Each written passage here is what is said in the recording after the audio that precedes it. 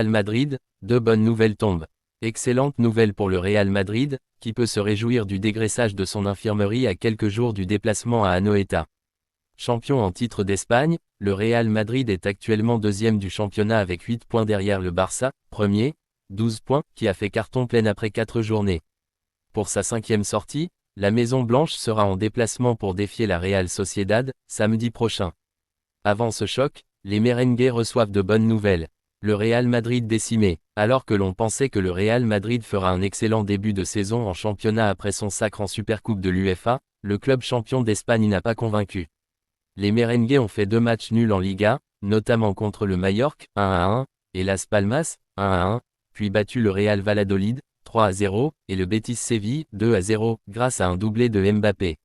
Ce début de saison compliqué des Madrilènes sont plus ou moins justifiés par plusieurs joueurs à l'infirmerie. Camavinga Valencia Real Madrid, absent de longue date, David Alaba, qui est victime d'une rupture du ligament croisé, n'est toujours pas revenu. Quant à lui, Eduardo Camavinga s'était blessé au genou à la veille de la finale de la Supercoupe de l'UEFA.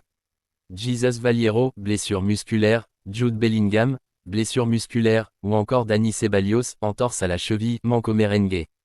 À cela viennent s'ajouter les blessures de Ferland Mendy, entorse, Aurélien Tchouaméni, blessure au pied, ou encore d'Eder Militao appelé en sélection pour la trêve de septembre. Sans oublier Antonio Rudiger, blessé. Ça sent bon pour Militao et Bellingham. Mais le Real Madrid a reçu des bonnes nouvelles pour Mendy et Tchouaméni récemment. En plus des deux Français, la Maison Blanche pourrait aussi récupérer 2 de ses cadres avant le match du samedi prochain en Liga. Si Militao attendait d'être fixé sur sa blessure, AS rapporte que les tests indiquent une blessure musculaire due à une sollicitation excessive du droit fémoral de sa jambe droite pour le Brésilien. Il devrait obtenir une semaine de congé. Alors, le déplacement à Anoeta n'est pas impossible. Jude Bellingham Real Madrid. Par ailleurs, le média espagnol donne une bonne nouvelle également concernant le milieu de terrain anglais du Real Madrid, Jude Bellingham. L'ancien du Borussia Dortmund évolue favorablement depuis sa blessure et sa participation à Anoeta n'est pas exclue. Sa participation contre la Real Sociedad reste un scénario optimiste, mais étant donné le manque de personnel, Jude se bat pour au moins entrer dans l'équipe et voyager avec l'équipe à Saint-Sébastien. En ce qui le concerne, Arda Güler, qui a été victime d'une blessure au tibia lors du déplacement de la Turquie au pays de Galles, se sentirait mieux. Alors que le jeune ailier turc était attendu à Madrid pour des examens, il est finalement resté. Güler pourrait rejouer ce lundi soir quand la Turquie accueille l'Islande, 20h45. Brésil, la déclaration forte de Rodrigo sur Neymar. Pour Rodrigo, Neymar est indispensable dans la quête d'une Coupe du Monde. L'attaquant du Real Madrid, qui a récupéré le numéro 10 de la Seleção, en raison de l'absence de son idole pour blessure, s'est exprimé sur son envie de voir Neymar revenir en sélection. Il n'y a pas de mots. Tout le monde le voit, il est évident qu'il nous manque beaucoup. C'est notre star, notre meilleur joueur. Pour gagner une Coupe du Monde, il faut que tout le monde aille bien pour l'aider. Il va bien, et c'est ce que nous souhaitons, il est en phase finale de rétablissement. Nous voulons qu'il revienne le plus vite possible, a déclaré le natif d'Osasco au micro d'ESPN ESPN Brasil. Écarté des terrains depuis le 10 octobre dernier, à cause d'une rupture des ligaments croisés survenue face à l'Uruguay, l'absence de Neymar Jr. se fait ressentir au sein de la Seleção. Le meilleur buteur de l'histoire des Auriverdes, 128 sélections, 79 buts, a toujours comme rêve ultime de remporter une Coupe du Monde avec le Brésil.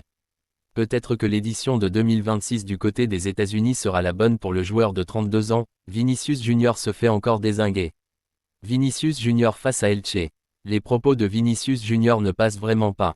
Dernièrement, l'attaquant madrilène de 24 ans avait ainsi assuré que l'Espagne était un pays raciste et que si les choses continuaient ainsi, il faudrait éventuellement retirer la Coupe du Monde 2030 à l'Espagne. Une sortie médiatique qui n'a pas manqué de faire réagir, que ce soit au sein du gouvernement mais également chez les merengues. Interrogé à ce sujet, Santiago Canizares, ancien gardien de la Casablanca et désormais consultant pour la Cadena Copé, s'est également exprimé. L'occasion pour lui d'envoyer un tacle appuyé aux joueurs madrilènes. Si Vinicius n'est pas apprécié en Espagne, ce n'est pas à cause de sa race. Il a déjà mis les pieds dans le plat en disant que tout Mestalla était raciste et maintenant il recommence. C'est une question de maturité. Je préfère écouter Carvajal ou de la Fuente, a ainsi lancé Canizares. Ambiance, Barça, une très bonne nouvelle tombe pour Flick avec une star de l'effectif. Une bonne nouvelle est tombée pour Hansi Flick, l'entraîneur du FC Barcelone. Hier, L'inquiétude était de mise après l'annonce d'une blessure pour Dani Olmo de la part de Luis de la Fuente.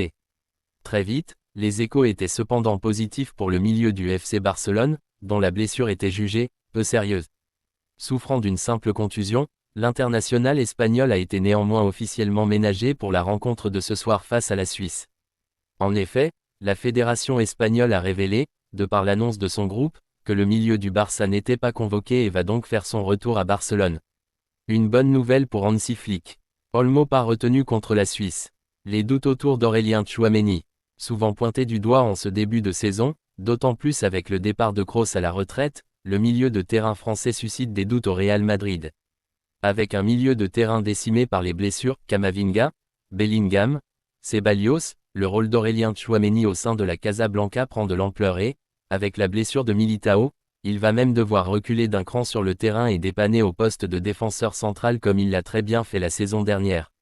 Mais ce n'est pas au poste de défenseur central qu'on attend le Français au tournant, mais bien au poste de milieu de terrain du Real Madrid capable d'assurer l'équilibre de l'équipe, de relancer proprement, d'aérer le jeu par des longues passes, de récupérer des ballons.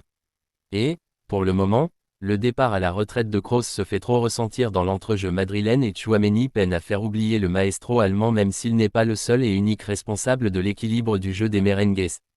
Après la victoire 2-0 contre le Real Betis, Carlo Ancelotti a volé au secours de Tchouaméni suite aux critiques qui fusent autour de son milieu de terrain, c'est un fantastique pivot défensif. Il est très jeune et, petit à petit, il apprendra à faire des différences offensivement avec des longs ballons.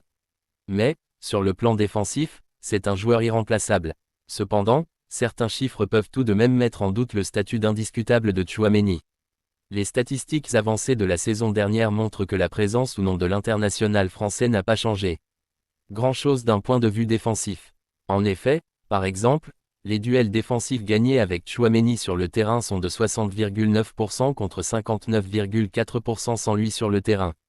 On peut noter également une statistique assez frappante, le Real Madrid encaisse plus de buts quand il est sur le terrain, 1 par match, que quand il est sur le banc, 0,8 buts par match. Des statistiques à prendre avec des pincettes et à relativiser car Tchouaméni a évidemment été beaucoup plus souvent titulaire que remplaçant. Tchouaméni et les autres milieux de la Liga. Il est encore plus intéressant de comparer les chiffres d'Aurélien avec ceux des joueurs évoluant au même poste que lui en Liga, les 10 meilleurs joueurs à ce poste. Tout d'abord, le Français remporte la moitié de ses duels, 2,3 en moyenne contre 3,94 pour ses concurrents, et se retrouve légèrement en dessous des autres milieux de la Liga au niveau des interceptions, des dégagements et des récupérations. En revanche, il domine sans surprise le domaine aérien avec 2,37 duels aériens gagnés toutes les 90 minutes contre 1,71 pour le reste du top 10. Dans les tirs adverses contrés, il est également le meilleur avec une moyenne de 0,49 contre 0,24 pour ses concurrents au même poste. Luka Modric parle de sa retraite. Le joueur du Real Madrid s'est exprimé après le match entre la Croatie et la Pologne. Luka Modric fête ses 39 ans aujourd'hui, le 9 septembre. Il a célébré cet anniversaire un peu en avance avec la Croatie, en marquant un superbe coup franc pour donner la victoire à son équipe nationale contre la Pologne. Après ce match, le joueur du Real Madrid a évoqué son avenir. Une retraite qu'il n'envisage pas pour l'instant. Avec moi, on ne sait jamais. Il faut y aller un match après l'autre. Je ne peux pas penser à l'avenir. Quand je ne sentirai plus la flamme en moi, je prendrai ma retraite. Je suis le seul à pouvoir ressentir cette flamme et à prendre cette décision. Difficile de faire des prévisions. Il ajoute, je suis heureux d'être encore là pour aider l'équipe à remporter de nouvelles victoires. À mon âge, il est difficile de faire des prévisions. Je n'ai besoin de personne pour le savoir. En attendant, je suis toujours là. Le Croate a disputé son 180e match avec la sélection croate ce dimanche. Je suis heureux d'avoir marqué sur coup franc, ça faisait longtemps. Je suis fier et heureux d'avoir atteint les 180 matchs en équipe nationale. Je n'ai jamais pensé y parvenir. La première fois c'est un rêve et 180, c'est quelque chose de vraiment merveilleux. Je suis heureux d'être ici et d'aider, a conclu Modric, soulagement à Madrid pour Eder Militao. Le Brésilien s'est blessé avec sa sélection mais devrait vite être rétabli. Un soulagement pour Ancelotti. Suite aux examens réalisés aujourd'hui sur notre joueur Eder Militao par le service médical du Real Madrid, il a été diagnostiqué une lésion musculaire due à une surcharge dans le droit antérieur de la jambe droite. En attente d'évolution, peut-on lire dans le communiqué médical publié par le Real Madrid sur son site internet après les examens réalisés sur le joueur. Le défenseur central brésilien souffre donc d'une lésion musculaire provoquée par une surcharge et ne sera absent qu'une petite dizaine de jours, pour le plus grand bonheur du staff madrilène qui voyait les mauvaises nouvelles s'accumuler ces derniers jours. Le joueur du Real Madrid s'est plaint d'une gêne après l'entraînement avec le Brésil et a passé une IRM qui a détecté la blessure. Mais les nouveaux examens ont confirmé la bonne nouvelle pour Ancelotti, qui peinait à aligner une défense qui ne disposait que de deux centraux titulaires, en attendant les retours de Jesus Valiero et David Alaba. Ancelotti peut donc respirer un grand coup. Le technicien italien perdra le défenseur central pour un peu moins de 2 semaines, durant lesquelles son équipe devra défier la Real Sociedad, l'Espagnol et Stuttgart. 3 matchs importants pour rester dans la course en La Liga et pour poser les bases de la nouvelle Ligue des Champions. L'objectif de Militao est d'être de retour contre le Deportivo Alavés, 25 septembre, et enchaîner avec le premier derby de la saison au Civita Metropolitano 4 jours plus tard. Le défenseur central pourrait même être apte pour le match contre l'Espagnol Barcelone si sa récupération se déroule mieux que prévu.